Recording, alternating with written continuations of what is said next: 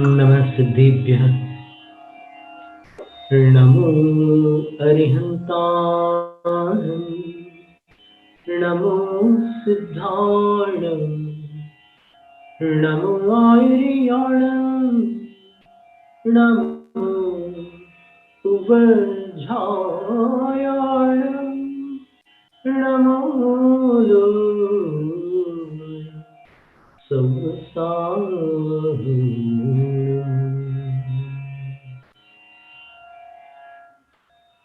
भक्तामर प्रणतमौलिमणिप्रभाणा मुद्योतकन्दलितपापतमोवितानम् सम्यक् प्रणम्य जिनपादयुगं युगादा वालम्बनं भवजले पतताञ्जनानां यः संस्तुतः सकलवाङ्मयतत्त्वबोधा दुद्भूतबुद्धिपटुभिः सुरलोकनाथैः स्तोत्रैर्जगत्त्रतयचित्तहरैरुदारैः स्तोष्ये किलाहमपि तं प्रथमं जिनेन्द्रम् तुभ्यं नमस्त्रिभुवनार्तिहराय नाथ तुभ्यं नमः क्षितितलामलभूषणाय तुभ्यं नमस्त्रिजगतः परमेश्वराय तुभ्यं नमो जिनभवो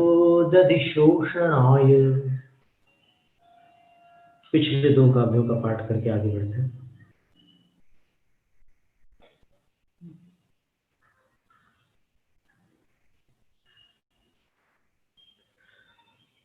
पैंतीस और 36 स्वर्गाप वर्ग गम मार्ग विमार्गणेष्टः सद्धर्म तत्व कथनैक पटुस्त्रिलोक्याः दिव्यध्वनिर्भवति ते विशदार्थ सर्व भाषा स्वभाव परिणाम गुणैः प्रयोज्य। आप लोग दोहराएंगे। स्वर्गाप वर्ग गम मार्ग विमार्गणेष्टः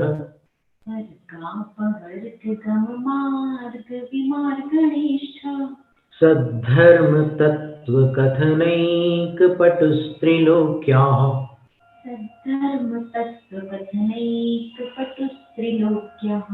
दिव्यध्वनिर्भवति ते विशदार्थ सर्व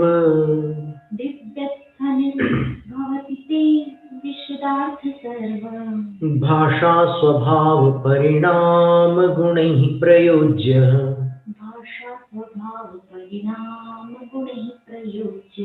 उन्निद्रहेम नव पंकज पुंज कांति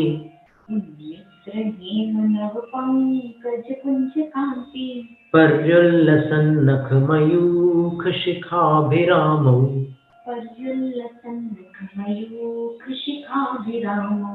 पादौ पदानि तव यत्र जिनेन्द्र धत्तः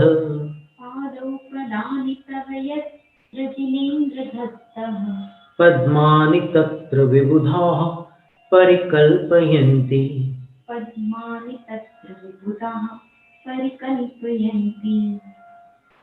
अब 37वां काव्य है। इत्थं यथा तव विभूति प्रभुजिनेन्द्र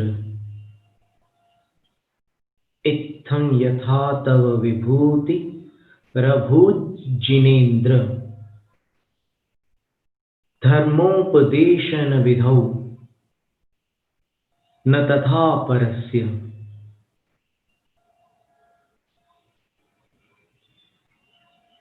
यादृक् प्रभा दिनकृतः प्रहतान्धकारा तादृक् कुतो ग्रहगणस्य विकासिनोपि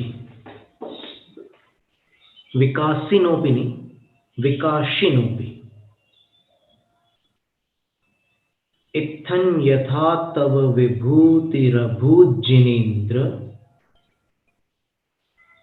धर्मोपदेशन विधौ न तथा परस्य यादृक् प्रभा दिनकृतः प्रहतान्धकारा तादृक्कुतो ग्रहगणस्य विकाशिनोऽपि।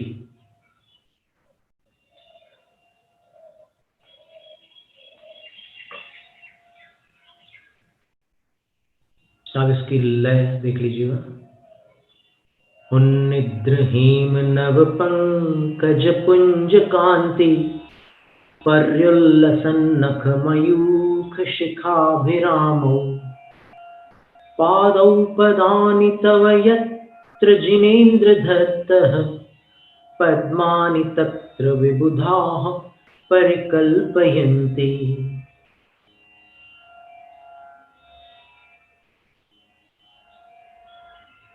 अब आप लोग दोहराएंगे। उन्निद्रहीम नव पंकज पुंज कांति उन्निद्रहीम नव पंकज पुंज कांति पर्युल्लसन्नख मयूख शिखाभिरामौ पर्युल्लसन्नख मयूख शिखाभिरामौ पादौ पदानि तव यत्र जिनेन्द्र धत्तः पादौ पदानि तव यत्र जिनेन्द्र धत्तः पद्मानि तत्र विबुधाः परिकल्पयन्ति। पद्मानि तत्र विबुधाः परिकल्पयन्ति। पुनः जिनेन्द्र ये संबोधन है।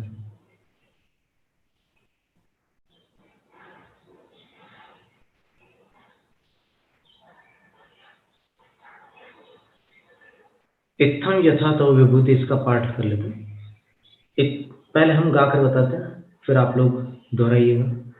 इत्थं यथा तव विभूतिरभूज्जिनेन्द्र धर्मोपदेशन विधौ न तथा परस्य यादृक्प्रभादिन कृतः प्रहतान्धकारा तादृक्कुतो ग्रहगणस्य विकाशिनोऽपि। अब आप दोहराएंगे। इत्थं यथा तव विभूतिरभूज्जिनेन्द्र इत्थं यथा तव विभूतिरभूज्जिनेन्द्र धर्मोपदेशन विधौ न तथा परस्य धर्मोपदेशन विधौ न तथा परस्य यादृक्प्रभा दिनकृतः प्रहतान्धकारा यादृक्प्रभा दिनकृतः प्रहतान्धकारा तादृक्कुतो ग्रहगणस्य विकाशिनोऽपि। तादृक्कुतो ग्रहगणस्य विकाशिनोऽपि।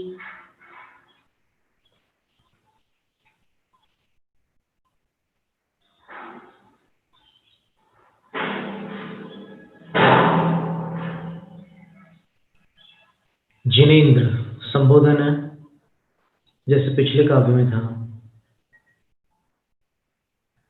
वही संबोधन यहाँ पर है। हे जिनेन्द्र। जिन भक्तों को बहुत ही प्रिय लगता है ये संबोधन, जिनेन्द्र देव जब बोलते हैं ना तो एकदम अंदर से आनंद आ जाता है।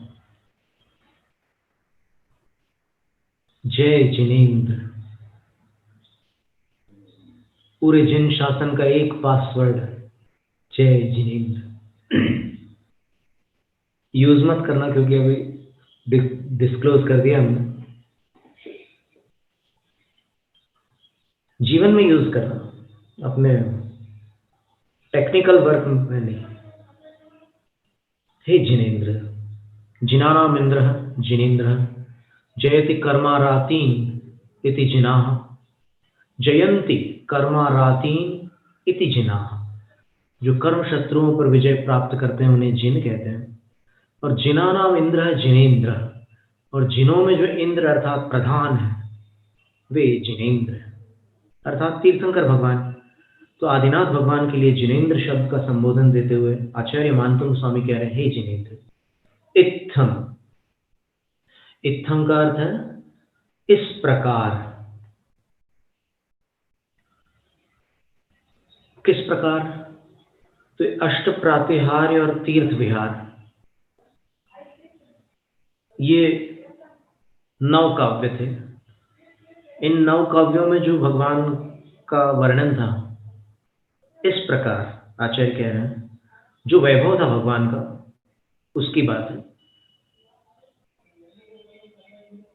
धर्मोपदेशन विधो, ये धर्मोपदेश की ही विधि अर्थात प्रक्रिया थी। ये सारा जो ठाट बाट था वो केवल धर्मोपदेश हेतु था। तो धर्मोपदेश की प्रक्रिया में, धर्मोपदेश की विधि अर्थात अनुष्ठान में, यथा तव विभूति, यथा यानी जिस प्रकार, तव यानी आपकी, विभूति विभूति, अभूत, अभूत लुंग लकार का प्रयोग है, हुई थी, डिस्टेंट पास्ट, दूर अतीत के लिए इसका प्रयोग किया जाता है। अभूत, आसीत, बहुत समय व्यतीत हो चुका, तो उस दूरातीत के लिए अभूत क्रियापद का प्रयोग है। तो एक बार फिर देख लेते हैं। हे जिनेंद्र, इत्थम, इस प्रकार अर्थात अष्ट प्रातिहार्य और तीर्थ विहार के वैभव रूप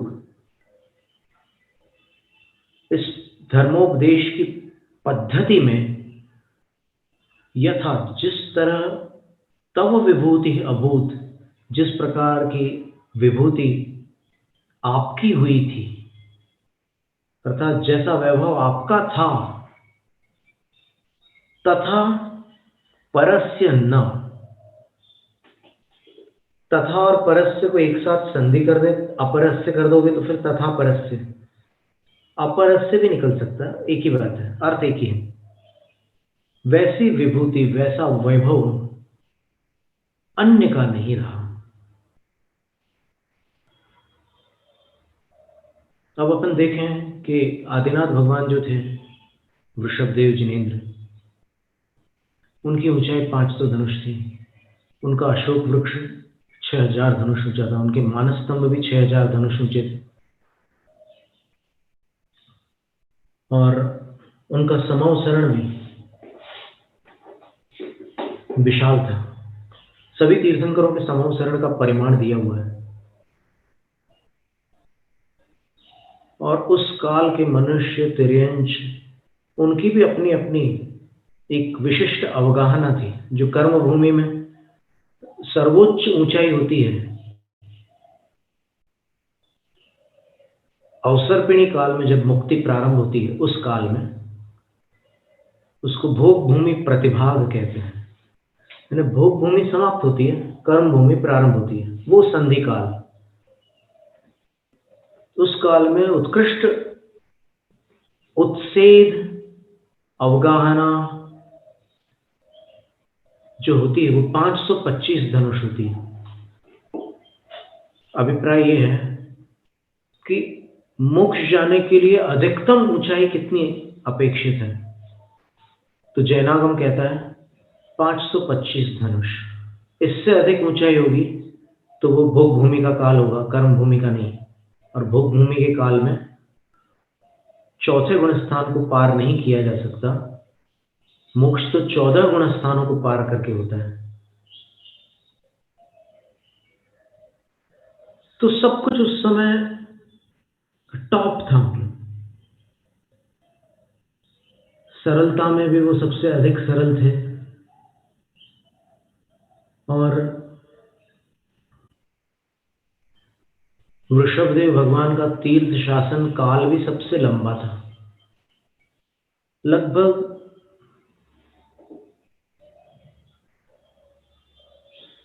50 लाख करोड़ सागर, यानी आधे चौथे काल तक आदिनाथ भगवान का ही शासन था। शासन प्रारंभ हुआ था तृतीय काल में, जैसे भगवान को केवल ज्ञान हुआ, भरत के पास 3 समाचार पहुंचे और भरत सर्वप्रथम भगवान के पास पहुंचते हैं। तो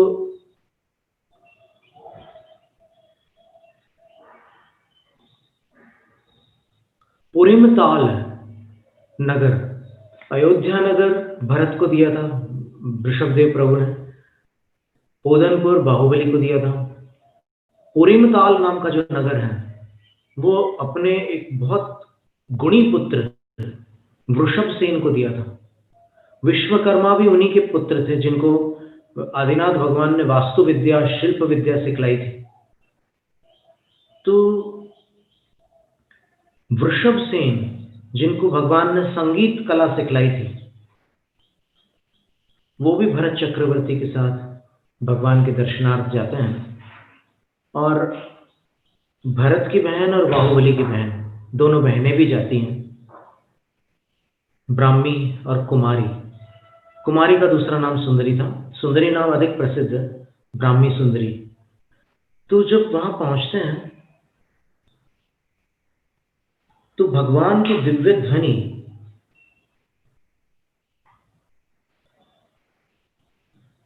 उस बार इनके पहुंचने के उपरांत प्रारंभ होती है। और वृषभसेन भैया से दीक्षा की अनुमति लेकर भगवान के श्री चरणों में दीक्षित होकर प्रथम गणधर हो जाते हैं, सर्व रिद्धि से समृद्ध हो जाते हैं। और उनसे बहन दीक्षा लेती है और गणिनी बन जाती है, ब्राह्मी सगी बहन है। तो भाई गणधर है, बहन गणिनी है, और फिर कुमारी भी, सुंदरी भी दीक्षा लेकर के हरिवंश पुराण में जिनसे नाचार्य महाराज लिखते हैं कि वो भी गणिनी के पद को प्राप्त होती है। जैसे वृषभदेव भगवान के समवसरण में 84 गणधर थे, उन 84 गणधरों में जो प्रथम दातार थे, राजा सोमप्रभ, राजा युवराज श्रेयांस हस्तिनापुर के, वो भी गणधर पद को प्राप्त होते हैं। 84 गणधर होते हैं।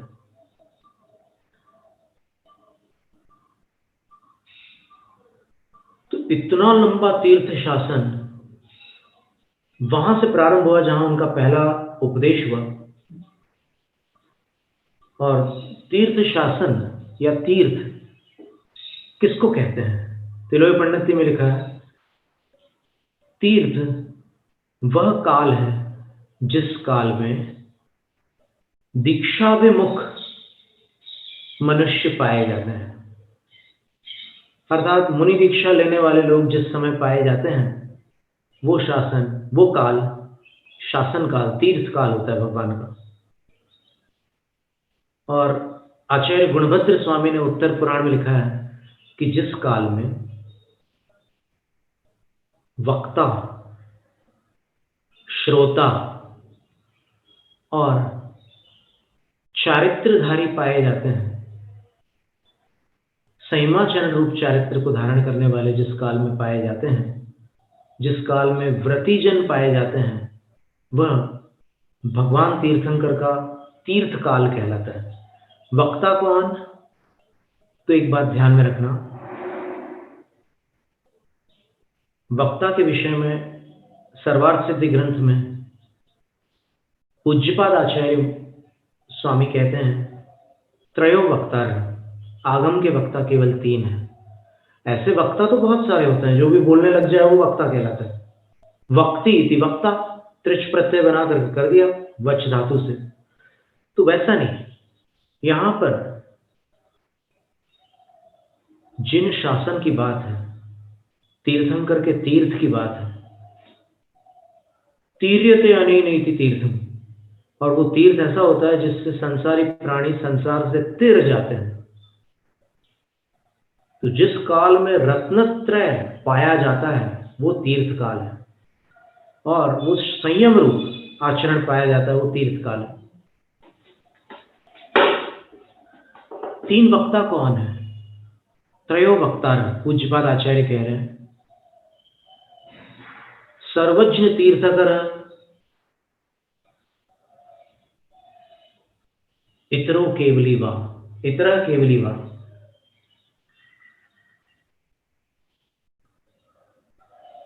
सर्वज्ञ तीर्थंकर भगवान जो केवल ज्ञान प्राप्त कर चुके हैं, ऐसे तीर्थंकर भगवान आगम के प्रथम वक्ता है। इतरोवा, अन्य भी कोई सर्वज्ञ भगवान है, वो भी प्रथम वक्ता है, क्योंकि केवल ज्ञान है उनके पास। तो इससे स्पष्ट हुआ कि वक्ता में प्रथम स्थान उनका है जिनके पास केवल ज्ञान है, जो सर्वज्ञ है। द्वितीय वक्ता कौन है? श्रुत केवली। श्रुत केवली का अर्थ होता है जिनको संपूर्ण 12 अंगों का ज्ञान है, वे श्रुत केवली कहलाते हैं। श्रुत का अर्थ होता है जो दिव्य ध्वनि गणधरों ने सुनी थी और फिर उनके शिष्यों ने उनके मुख से सुनी। पूरा 12 अंग रूप जो श्रुत ज्ञान है, जो ग्रंथ रूप में गणधरों द्वारा गुंफित है,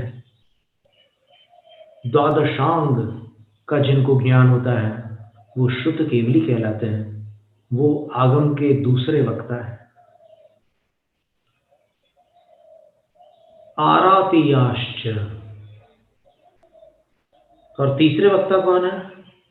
बहुवचन एक वचन की बात है। आरातीयश्च, बहुवचन में आरातीया बन जाएगा, एक वचन में आरातीय बनेगा। देखो अपन आरातीय का वर्णन पढ़ते हैं, क्योंकि वक्ता का ज्ञान होना भी आवश्यक है अपने को। जिनवाणी के वक्ता कौन है अपन पहचान तो ले।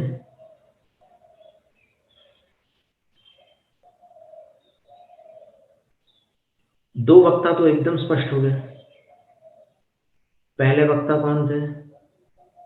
तीर्थंकर भगवान जो सर्वज्ञ पद को प्राप्त कर चुके हैं। और दूसरे वक्ता कौन थे? अन्य केवल ज्ञानी भगवान। तो दूसरे वक्ता नहीं, पहले में ही तीर्थंकर के अतिरिक्त कौन से वक्ता थे? तो कह दिया कि जो अन्य केवली भगवान है वो भी है प्रथम वक्ता। और द्वितीय वक्ता द्वादशांग के ज्ञाता श्रुत केवली मुनिराज। श्रुत केवली मुनिराज के विषय में एक जानकारी की बात है कि एक बार जो श्रुत केवली बन जाते हैं वो मोक्ष होने तक कभी मिथ्यात्व को प्राप्त नहीं होते। दूसरी बात, वो अत्यंत निकट भव्य होते हैं। जो भी श्रुत केवली हैं वो या तो उसी भव से मोक्ष जाएंगे, और यदि उस भव से मोक्ष नहीं जाते, जैसे पंचम काल में जिनका जन्म हुआ है वो मोक्ष नहीं जाते, तो पंचम काल में 5 श्रुत केवली हुए थे। आचार्य विष्णु, आचार्य नंदीमित्र, आचार्य अपराजित, फिर आचार्य गोवर्धन और आचार्य भद्रबाहु। ये 5 श्रुत केवली हुए थे, लेकिन पंचम काल में जन्मे थे तो मोक्ष नहीं जा पाए। तो जो श्रुत केवली तद्भव मोक्षगामी नहीं होते, वो आगामी मनुष्य भव में नियम से मुक्ति को प्राप्त होते हैं। अब अपन यहां पर आरातीय,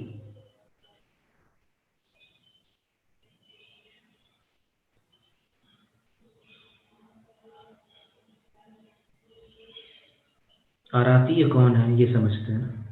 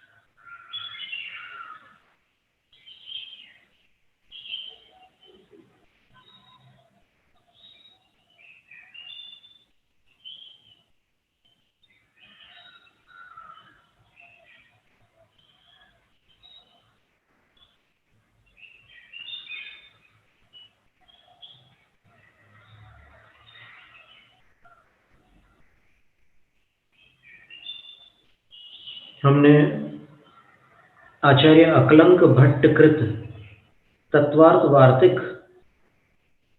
की व्याख्या को अभी अपने सामने रखा है।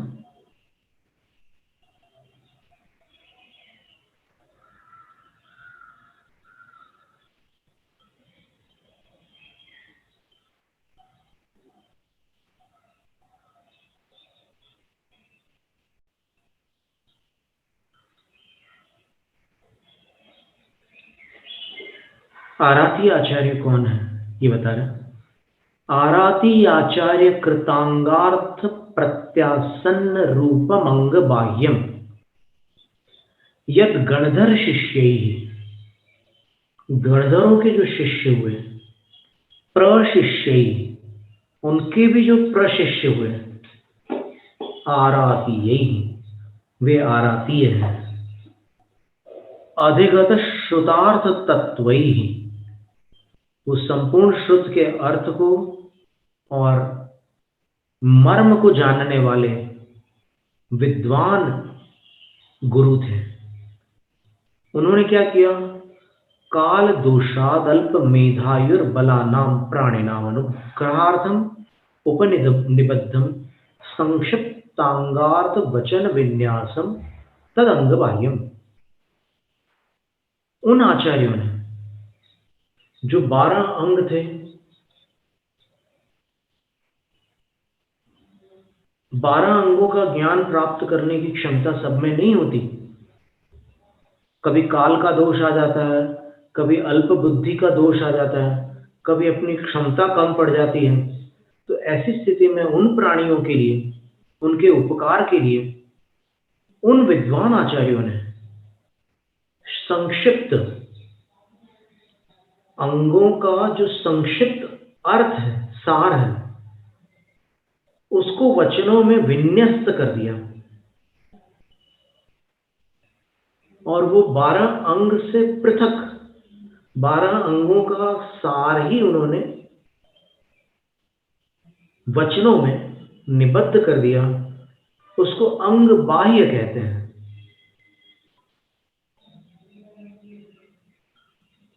तो वो जो अंग बाह्य श्रुत है उसके रचनाकार आराती आचार्य हैं। और वो आराती आचार्य अपने आप में बड़े ज्ञानी विद्वान आचार्य हैं, गणधरों के शिष्य और प्रशिष्य बस।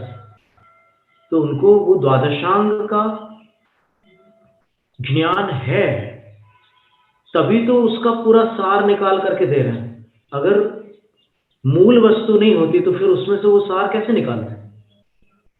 तो ये सारे श्रुत केवली होते हैं। श्रुत केवली होते हुए भी वो एक उपकार ये करते हैं कि 12 अंगों में से कुछ निकाल करके वचनात्मक रूप से रचना कर देते हैं। तो फिर वो अंग बाह्य श्रुत होता है। तो अंग बाह्य श्रुत के रचनाकार आराती आचार्य हैं। अंग प्रविष्ट के ज्ञाता, 12 अंग को अंग प्रविष्ट कहते हैं। अंग प्रविष्ट के ज्ञाता श्रुत केवली हैं और सर्वज्ञ भगवान केवली हैं। तो ऐसे 3 वक्ता हैं। बाकी तो आगम के कोई वक्ता नहीं हो सकते, आगम के उपदेशक हो सकते हैं, आगम के विवेचक हो सकते हैं, पर मूल आगम जो है उसके यही 3 वक्ता हैं।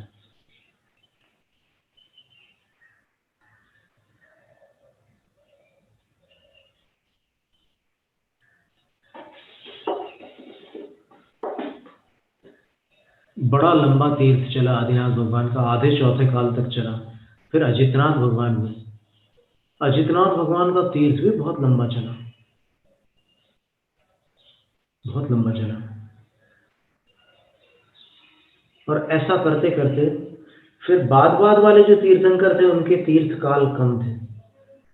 सबसे अल्प काल तीर्थंकरों में पार्श्वनाथ भगवान के तीर्थ काल था, मात्र 250 वर्ष।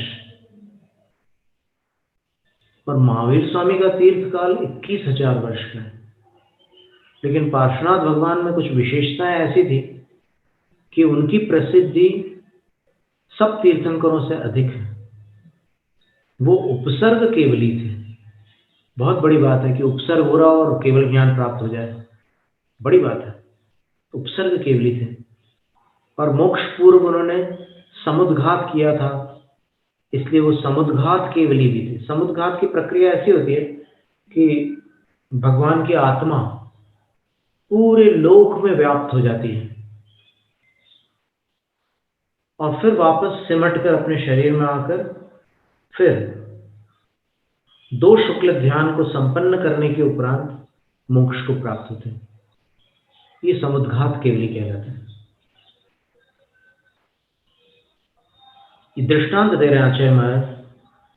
आदिनाथ भगवान को केवल ज्ञान प्राप्त करने में 1000 वर्ष लगे थे, शेष तीर्थंकरों को कुछ कम समय लगा था। अब उस समय आयु भी बहुत लंबी होती थी।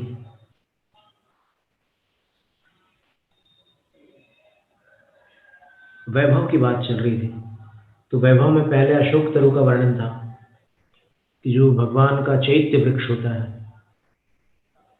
जिस वृक्ष के नीचे भगवान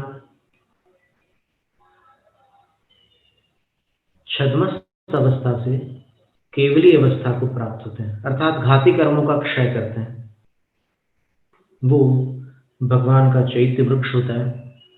भगवान आदिनाथ का चैत्य वृक्ष वट वृक्ष था। हिंदी में बरगद का पेड़ बोलते हैं, गुजराती में वडलो बोलते हैं, अंग्रेजी भाषा में बैनियन ट्री बोलते हैं, और जिसकी प्रतिच्छवि प्रयागराज में आज भी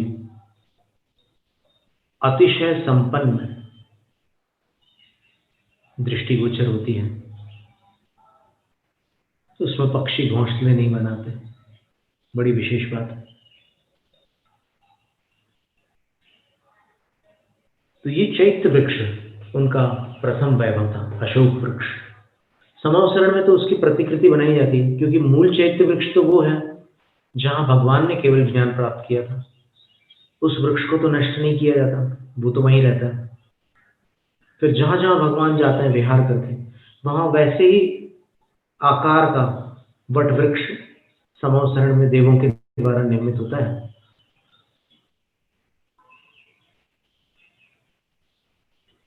उसके पत्ते भी बिल्कुल वैसे ही दिखेंगे आपको, बनते पृथ्वी के परमाणुओं से, वो वनस्पति नहीं होती, पृथ्वी के परमाणु से वैसी प्रतिकृति बनाई जाती है, उसको अशोक वृक्ष कहते हैं। फिर दूसरा जो वैभव था वो सिंहासन था। सिंहासन मणियों की किरणों से रंग बिरंगा, स्वर्ण रचित, रत्न जड़ित वह सिंहासन, उस पर जब भगवान विराजमान होते हैं तो उसका स्पर्श किए बिना 4 अंगुल अधर विराजमान होते हैं। ऐसा लगता है जैसे पहाड़ के पीछे से सूर्य का उदय हुआ हो। सिंहासन पहाड़ जैसा लगता है, भगवान सूर्य जैसे। तीसरा प्रातिहार्य था चांवर। तो 64 चंवर को 128 देव देवियां पकड़ते हैं, यानी एक एक चंवर को एक हाथ देव का रहता है, दूसरा हाथ देवी का होता है। एक ओर यक्ष यक्षी होते हैं, दूसरी ओर नागकुमार नाग कुमारियां होती हैं, और सदृश पंक्ति में दोनों खड़े होते हैं, ताकि सिमेट्रिकल, सदृश का मतलब सिमेट्रिकल होता है। इधर देखो तो भी बिल्कुल वही आपको क्रम मिलेगा, इधर देखोगे तो वैसा ही दिखेगा। और वो चंवर को नीचे पहले करते हैं, फिर ऊपर करते हैं, नीचे ऊपर। चंवर का क्रम यही है, चंवर आड़े तिरछे नहीं घुमाया जाता है। अब जैसे आरती करते समय तो दीपकों को हाथ में लेकर नृत्य भी किया जाता है, चंवर में नृत्य नहीं किया जाता। चंवर को हाथ में लेकर के पहले नीचे करते हैं, फिर ऊपर करते हैं। तो इससे जगत के प्राणियों को संदेश मिलता है। वो चंवर कहते हैं कि देखो, जो झुकेगा वो ऊर्ध्वगामी होगा, जो अकड़ेगा उसका पतन होगा।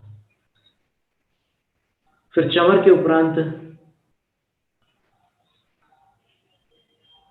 3 छत्र, जिसको छत्रत्रय कहते हैं, 3 रत्न को रत्नत्रय कहते हैं, 3 छत्र को छत्रत्रय कहते हैं। 3 छत्र होते, श्वेत होते, हमेशा कभी भी छत्र गोल्डन नहीं होते, ना ही कोई दूसरे कलर के होते हैं, केवल वाइट गोल्ड श्वेत कलर के होते हैं। तो श्वेत वर्णी 3 छत्र भगवान के ऊपर होते हैं। उच्च स्थितम, कुछ ऊंचाई पर होते हैं, एकदम सिर के पास नहीं होते, कुछ ऊंचाई पर होते हैं। और उसका भी एक प्रपोर्शन, मतलब एक अनुपात होता है जिससे उसकी शोभा रहे। और निचला छत्र जो होता है वो भगवान की नासिका और कर्ण की रेखा को ऐसे घेरता है। इसके बारे में 2 वर्णन मिलते हैं। छत्रों का आकार बहुत विशाल भी बताया जाता है, छत्रों का आकार क्रम से नीचे वाला बड़ा, ऊपर वाला मध्यम और सबसे ऊपर वाला छोटा, ऐसे एक डंडे पर स्थित होते हैं, स्थिर होते हैं। वो घूमते जरूर हैं, ऐसे रोटेट कर सकते हैं, वो ऐसे घूम सकते हैं, लेकिन वो झूलते नहीं हैं। झूलने से तो अस्थिर हो जाएंगे ना 3 छत्र, स्थिर रहते हैं। उच्च स्थितम और स्थगित भानुकर प्रताप, सूर्य के घाम को रोक लेते हैं। और मोतियों की झालर से उनकी शोभा वृद्धिंगत होती है। छत्रों के किनारे से ऐसे मोतियों की बहुत सुंदर रचनाएं होती है, वो लटकते रहते हैं, बहुत सुंदर लगते हैं वो छत्र। हमने देखे नहीं, लेकिन वर्णन के आधार पर हम बता रहे हैं, बहुत सुंदर लगते हैं।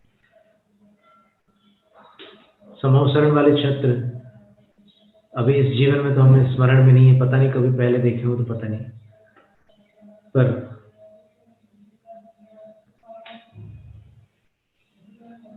3 छत्र होते हैं। और नियम से तीर्थंकर के ही 3 छत्र होते हैं, अन्य किसी के 3 छत्र नहीं होते। बाहुली भगवान का 1 छत्र प्रातिहार्य था। भरत स्वामी जब केवली हुए थे तब उनके ऊपर भी 1 छत्र प्रातिहार्य था। श्री राम, हनुमान आदि जितने भी अरिहंत हुए हैं, जम्बू स्वामी, प्रीतिंकर स्वामी, और अपन सारे नाम तो ले नहीं सकते, इतने अरिहंत हो चुके हैं इस चतुर्थ काल में, उन सब पर 1 छत्र प्रातिहार्य था। 3 छत्र केवल तीर्थंकर के होते हैं। छत्र के उपरांत दुंदुभी वाद्य, 12.5 करोड़ दुंदुभी बाजे, नगाड़े बजते हैं। साथ में वीणा वंशादि दुंदुभिस्ताल समम, वीणा वंशा आदि, वीणा इस तरह रखकर बजाया जाने वाला वाद्य है। उसमें 2 तुम्बा होते हैं, एक इस तरफ होता है, एक इस तरफ होता है, और यहाँ से बजाते हैं और यहाँ से सुर दिए जाते हैं। और दक्षिण भारत में आज भी उसका चलन है। उत्तर भारत में, उत्तरापथ में जो हिंदुस्तानी क्लासिकल म्यूजिक है, वहाँ सितार, सुरबहार आदि अन्य बहुत सारे वाद्य चलन में है। यहाँ पर नादस्वरम, मृदंग, सैक्सोफोन, वीणा, वायलिन आदि बहुत सारे वाद्य यहाँ भी दक्षिण में चलते हैं। दोनों भारतीय संगीत है, तो इसको ऐसे बजाया जाता है, रख करके ऐसे। क्लासिकल भी बजा सकते हैं और बाकी लाइट भी बजा सकते हैं उसमें। तो ये सारे वाद्य वहाँ पर समोसरण में बजते हैं, ऐसी धुन में और ऐसी लय में, और समय के अनुसार ही उसमें वो राग भी होते होंगे निश्चित रूप से, क्योंकि प्रातःकालीन राग को रात्रि में तो नहीं बजाया जाएगा। और वहाँ तो सारे वाद्य वादक देव, संगीत विशारद होते हैं, तो वो बिल्कुल योग्य संगीत के साथ में ही वो सब बजाते हैं। तो दुंदुभी वाद्य ताल वाद्य है, रिदम, और अन्य जो वाद्य हैं वो सुर वाद्य है, सुर, ताल, और जो सम्यक दृष्टि देव उनको बजा रहे हैं उनके अंदर का जो भक्ति भाव है, तो सुर, ताल और भाव का जहाँ पर त्रिवेणी संगम होता है, वहाँ का जो संगीत है, उस संगीत से कोई अन्य संगीत मैच नहीं हो सकता, यानी उसकी बराबरी का कोई संगीत हो नहीं सकता। संसार के श्रेष्ठतम संगीतकारों से भी उत्तम वहां का संगीत होता है समोसरण का। और वहां देव दुंदुभी होते हैं, जैसे सुर चामर थे, देवलोग चावल ढोर रहे थे, यहाँ देवलोग ही सारा संगीत करते हैं, नगाड़े बजाते हैं। दुंदुभी वाद्य की आवाज सबसे दूर जाती है, इसलिए उसको प्रधान करके यहाँ पर दुंदुभी प्रातिहार्य कहा गया। और इसके अतिरिक्त अब सुर पुष्प वृष्टि, सुर पुष्प वृष्टि जो है छठा प्रातिहार्य नहीं, हाँ छठा प्रातिहार्य बिल्कुल ठीक। वहाँ आकाश में विमानों में बहुत सारे देव अपने अपने विमानों से, जो उद्यान के कल्प वृक्ष हैं, नाना प्रकार के कल्प वृक्ष, वहाँ के विभिन्न जाति के पुष्पों को भर करके लाते हैं विमान में और पुष्प वृष्टि करते हैं। और आचार्य मानतुंग स्वामी ने बहुत सुंदर वर्णन किया है पुष्प वृष्टि का, कि वो फूल इस तरीके से बरसते हैं कि ऐसा लगता है कि जैसे भगवान की जो ध्वनि कानों में पड़ रही है, फूल उसी आकार में बरस रहे हैं, उसी रंग में, उसी क्रम में। बिल्कुल ऐसा लगता है कि कानों से तो मुझे आवाज सुनाई दे रही है, आंखों से तो दिखाई दे रही है भगवान की ध्वनि, ऐसा प्रतीत होता है। और वहां पर सभा भूमि में जहां पर वीथियां होती, प्रवेश के जो मार्ग होते हैं, वहां उस काल के मनुष्यों के घुटनों तक वो पुष्प खचाखच भरे होते हैं। और वो फिर भी उनमें से निकल आते हैं, ऐसे चलते चलते, ऐसे पैर बाहर निकाल करके फिर वापस अंदर नहीं डालते, नीचे से ऐसे खिसका खिसका करके आगे बढ़ते हैं।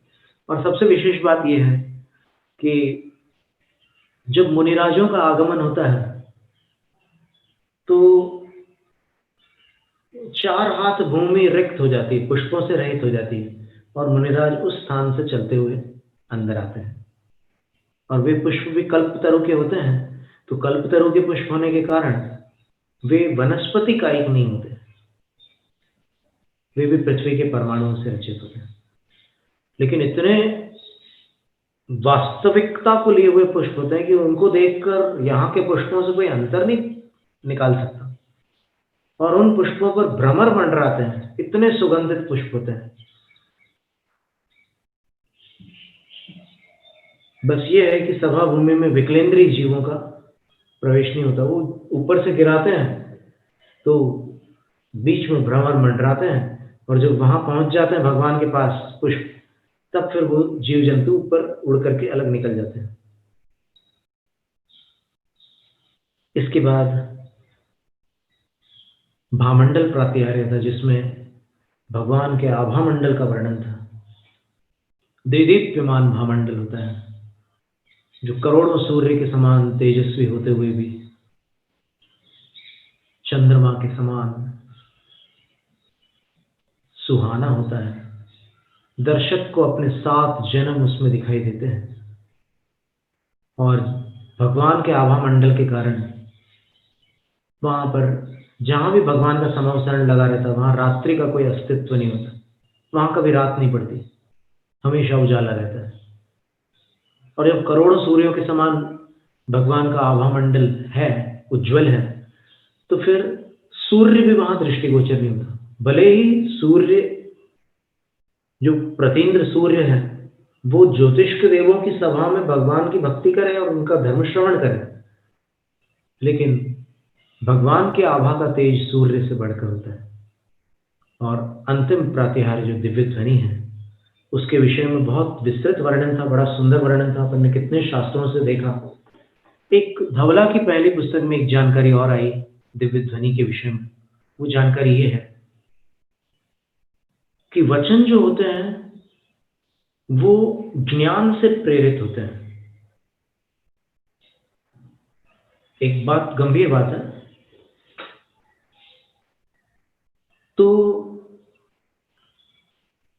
पक्षी भी जब बोलता है तो उसके अंदर जितना ज्ञान है उसके आधार पर बोलता है। जब वो बिल्ली को या सर्प को देखता है तो उसकी ध्वनि बदल जाती है,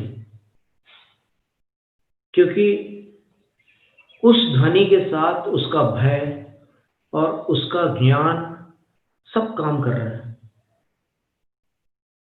भगवान तो वीतराग है, तो उनके अंदर भय या राग द्वेष कुछ भी नहीं होगा, लेकिन फिर भी वीरसेन आचार्य महाराज ने लिखा है धवला की पहली पुस्तक में कि भगवान के ज्ञान का कार्य है दिव्य ध्वनि। अर्थात दिव्य ध्वनि का कारण क्या है? भगवान का केवल ज्ञान। जैसे अपन जो कुछ बोल रहे हैं उसमें अपना मति ज्ञान शुद्ध ज्ञान काम कर रहे हैं। भगवान की जो दिव्य ध्वनि है वो केवल ज्ञान का कार्य है, और जब केवल ज्ञान का कार्य है तो वो कितनी पवित्र होगी ये केवली बनकर ही समझा जा सकता है। तो ऐसी पवित्र जिनवाणी को अपन माता कहते हैं। और जिनवाणी की जैसे जिनेंद्र भगवान की स्थापनाएं होती है जिनालय में, वो स्थापना कृत्रिम और अकृत्रिम दो प्रकार की होती है। और जो प्रतिष्ठित जिनबिंब है उसको चैत्य कहते हैं। और प्रतिष्ठा की एक विधि है, नीतिसार ग्रंथ में उल्लेख है कि मूल संघ की प्रतिष्ठा विधि से प्रतिष्ठित प्रतिमा ही मुनि द्वारा प्रणम्य है। मुनिराज उन्हीं प्रतिमाओं को नमस्कार कर सकते हैं जो मूल संघ की प्रतिष्ठा विधि से प्रतिष्ठित है। और जो कुछ ऐसे जैनाभासी संघ भी हुए हैं जिन्होंने उन विधियों में परिवर्तन कर दिया, अपनी बुद्धि लड़ाई, अपना विवेक लगाया कि ये बात जमती नहीं है, और उनने कुछ काट छांट कर दी, घटा बढ़ी कर दी। उन्होंने कुछ अपनी तरफ से जोड़ दिया, कुछ वहां से अलग कर दिया। तो उनके द्वारा प्रतिष्ठित, जैनाभास के द्वारा प्रतिष्ठित प्रतिमा अप्रणम्य है, नमस्कार के योग्य नहीं है। ऐसा नीतिसार ग्रंथ में आचार्य इंद्र नंदी जी ने लिखा हुआ है। वो ग्रंथ केवल साधुओं के लिए है, अन्य किसी के लिए नहीं। उसमें ये निर्देश है। तो जिस प्रकार जिनबिंब होता है उसी प्रकार जिनवाणी का भी बिंब बताया है शास्त्रों में। आपको सुनकर थोड़ा आश्चर्य हो सकता है कि सरस्वती देवी की जो मूर्ति विभिन्न संप्रदायों में मान्य है, सरस्वती की आराधना कलाकार लोग करते हैं, सरस्वती की आराधना गायक लोग करते हैं, सरस्वती की आराधना शिक्षक लोग करते हैं, विद्यार्थी लोग करते हैं, सरस्वती की आराधना नृत्यकार लोग करते हैं, नाट्यकार लोग करते हैं, बहुत लोग करते हैं। जिन शासन में सरस्वती का क्या स्वरूप है, तो भगवान की वाणी को सरस्वती कहते हैं, जिनवाणी कहते हैं, ये सब जानते हैं। लेकिन स्थापना रूप में जिनवाणी का क्या स्वरूप है ये जानना आवश्यक है। और इसको जानने के लिए अपन शास्त्रों की शरण में जाते हैं। कुछ ग्रंथों के आधार पर अपन देखते हैं कि पूर्वाचार्यों ने जिनवाणी की स्थापना का कैसा वर्णन किया है।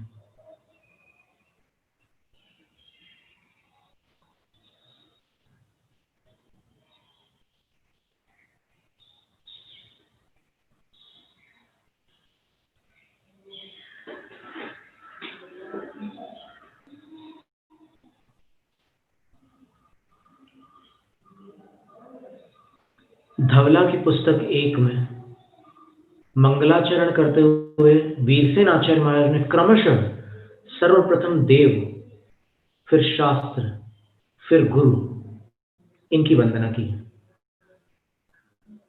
तो धवला की पहली पुस्तक में जो जिनवाणी की वंदना है उसको हम आपके सामने पढ़ते हैं। 12 अंग गिज्झा वियलिय मलमूड दंसण तिलया विविह वर चरण भूसा पसियौ सुय देवया सुइरम। आचार्य महाराज ने जिनवाणी माता को देवी के रूप में स्वीकार करके उनसे प्रार्थना की है। कैसी देवी हैं? तो बोलते हैं कि 12 अंगद गिज्झा।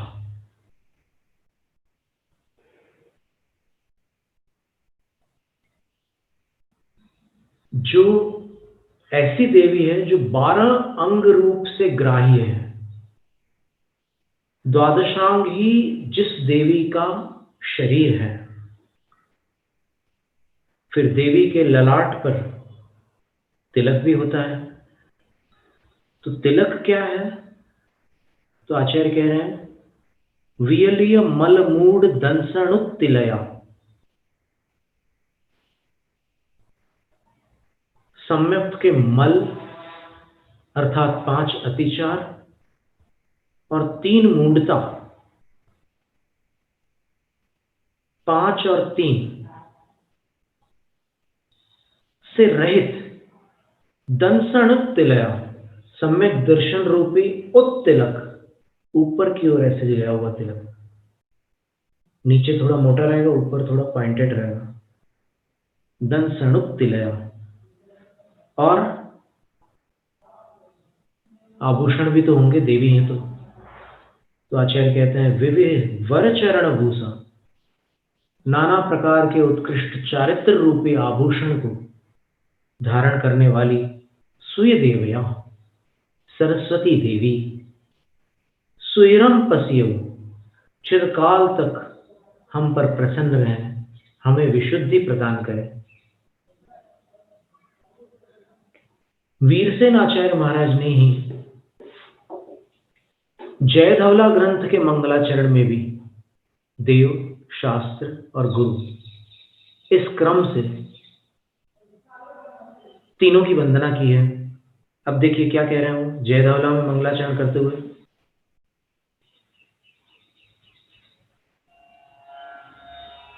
अंगंग बज्झनिम्य अणाई मज्झंत्र निम्मलंगाय सुयदेवय अंबाय नमो सया चक्षुमय्याय। अंग, अंग का अर्थ 12 अंग है। और अंग बज्झ, अंग बाह्य का अर्थ अभी अपन ने पढ़ा था थोड़ी देर पहले, जो अंगों का सार आरातीय आचार्यों के द्वारा शब्दात्मक रूप से संग्रहित होता है। उसके 14 भेद होते हैं, सामायिक, चतुर्विंशति स्तव, वंदना, प्रतिक्रमण, वैनयिक, कृतिकर्म, दशवैकालिक, कल्प, अकल्प, महाकल्प, पुंडरीक, महापुंडरीक। तो अंग और अंग बाह्य से निर्मित है आदि, अंत और मध्य से रहित पवित्र शरीर जिनका, सरस्वती देवी के शरीर का वर्णन है। कैसा है सरस्वती माता का शरीर? तो आचार्य कह रहे हैं अंग और अंग बाह्य से निर्मित, आदि रहित, मध्य रहित और अंत रहित पवित्र शरीर है जिनका। और कैसी है सरस्वती माता? तो आचार्य कह रहे हैं चक्षुमय्याय, 2 आंखों वाली है। एक आंख द्रव्यार्थिक नय की है, दूसरी आंख पर्यायार्थिक नय की है। एक निश्चय नय की, दूसरी व्यवहार नय की। ऐसी 2 आंखों से संपन्न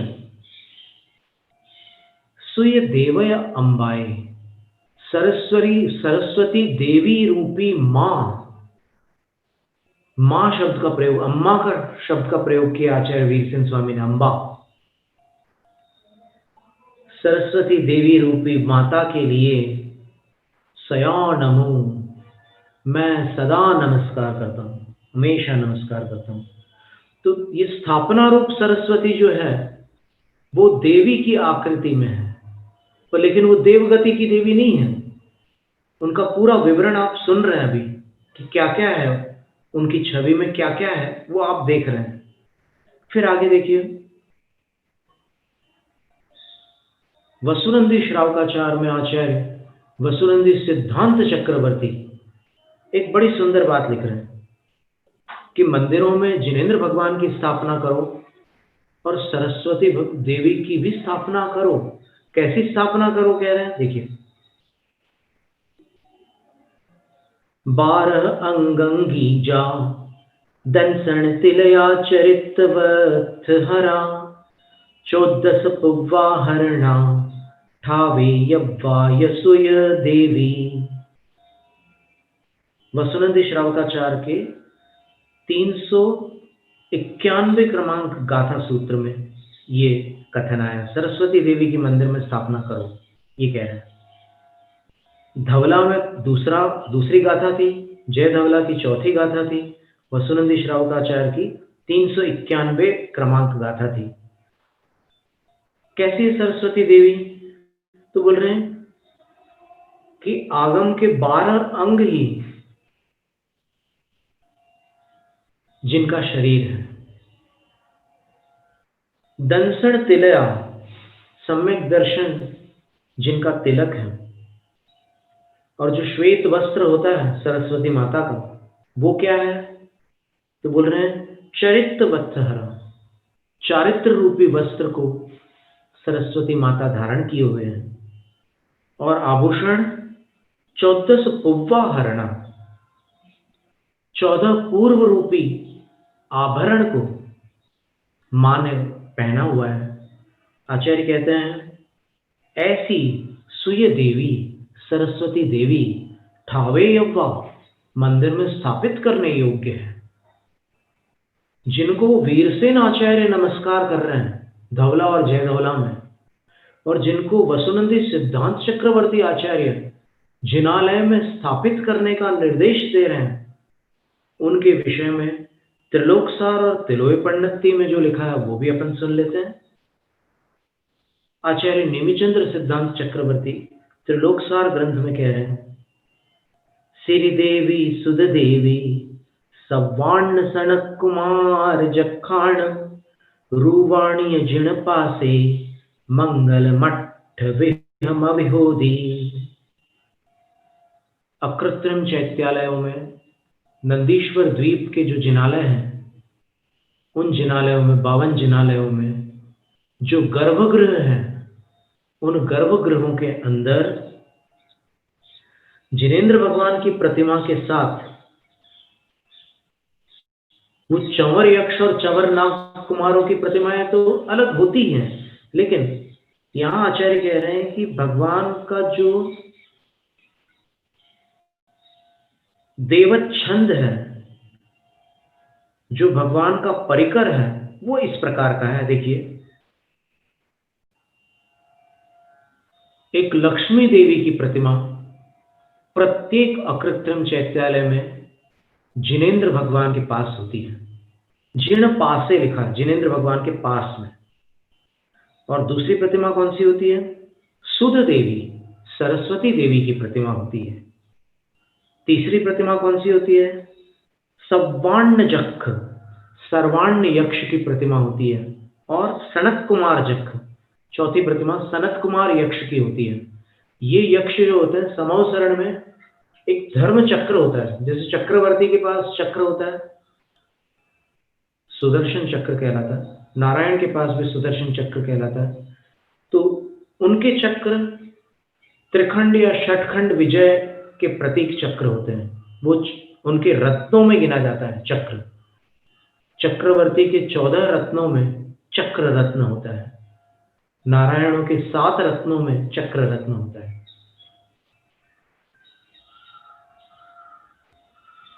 भगवान के समवसरण में धर्म चक्र होता है, जिसको ये यक्ष अपने सिर पर धारण करते हैं।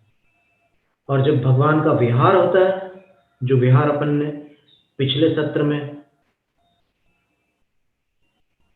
36वें काव्य में भक्तामर के पढ़ा था, उस विहार में भगवान जिस दिशा में गमन कर रहे हैं, उनके सामने ये चक्र ऐसे घूमता हुआ आगे बढ़ता है, गतिमान होता है। तो इस चक्र को धारण करने वाले वो देव हैं जो विहार के समय देवलोक धारण नहीं कर रहे हैं, विहार के समय वो चक्र स्वयं आगे बढ़ रहा है, उसको धर्म चक्र कहते हैं। तो धर्म चक्र के धारक ये देव भी होते हैं, यक्ष देव। तो इनके रूवाणी, इनकी प्रतिमाएं भी जिन पासे, जिनेंद्र भगवान के पास होती है अकृत्रिम चैत्यालय में। और क्या होता है भगवान के पास? तो मंगल मठ भी हम अभी होती, अष्टमंगल भी होते हैं। अष्टमंगल क्या है?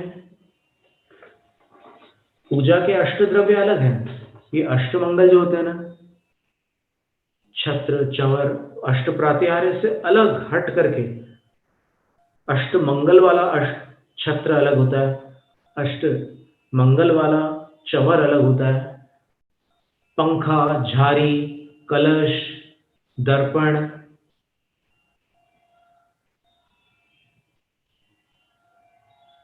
और ठोना। ठोना होता है, स्वस्तिक नहीं है। अष्टमंगल द्रव्यों में स्वस्तिक नहीं होता, ठोना होता है।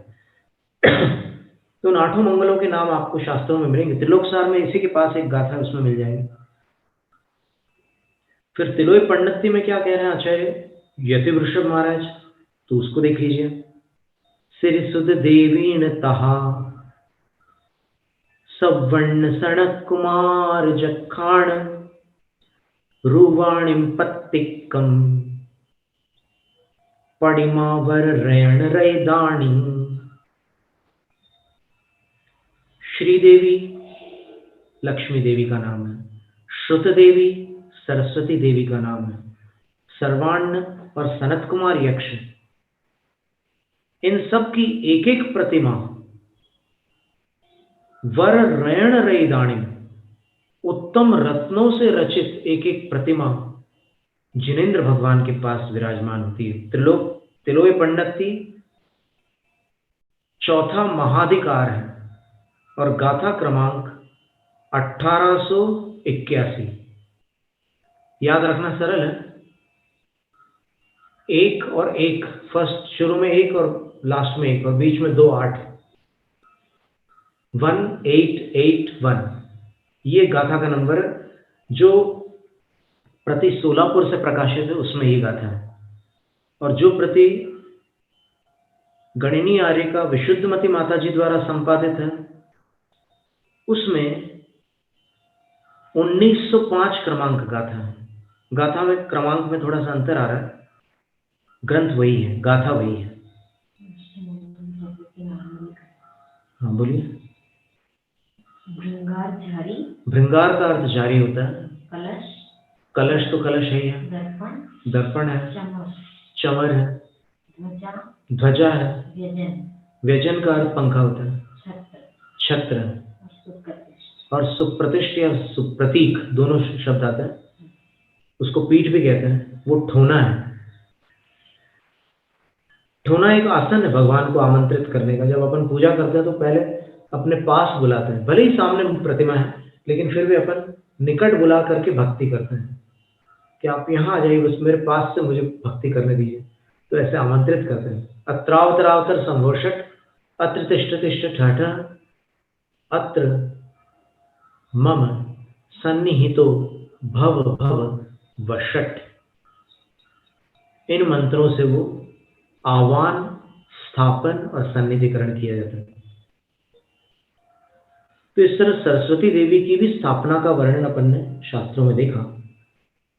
आचार्य महाराज यहाँ पर एक बड़ी सुंदर बात कह रहे हैं, यादृक प्रभाधन, ऐसा वैभव अन्य किसी का नहीं हुआ। क्यों नहीं हुआ?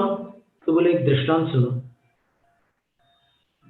प्रहतांधकारा दिनकृत है यादृक प्रभा, अंधकार को नष्ट करने वाली दिनकर की जो प्रभा होती है, अर्थात सूर्य की जो रोशनी होती है, विकाशिनोपि ग्रह गणस्य तादृक प्रभा कुतः। प्रकाशमान भी अगर ग्रहों का समूह आ जाए, कभी रात में निरभ्र नभ हो और ग्रह जगमगा रहे हो, कभी कभी ग्रह किसी एक राशि में आ जाते हैं तब कभी ऐसा अवसर आ जाए रात में ग्रह एक साथ आपको दिख रहे हैं, बहुत सारे ग्रह दिख रहे हैं, शनि भी दिख रहा है, बृहस्पति भी दिख रहा है, मंगल भी दिख रहा है, बुध भी दिख रहा है। लेकिन बुध के बारे में एक विशेषता है कि बुध कभी भी सूर्य से 27 डिग्री से आगे दूरी पर नहीं जाता है। बुध 27 डिग्री के अंदर ही है। सूर्य जितने डिग्रीज का होगा तो उसमें प्लस माइनस 27 डिग्री कर लेना, उससे आगे पीछे नहीं होता है। तो ऐसी स्थिति तब बनेगी या तो सूर्यास्त के बाद ही बनेगी वो स्थिति। तो सारे ग्रह जब अपने को दिख जाए ऐसे, तो एक साथ जब प्रकाशमान होते हैं सारे ग्रह, तो भी उनकी प्रभा सूर्य की प्रभा जैसी कैसे हो सकती है। तो इसी प्रकार आदिनाथ भगवान तो सूर्य के समान थे, तो उनकी जो विभूति है वो अद्वितीय थी। उनके बाद किसी की विभूति उन जैसी नहीं हुई, ये इसका अभिप्राय है। अब अपन पद्यानुवाद पढ़ते हैं।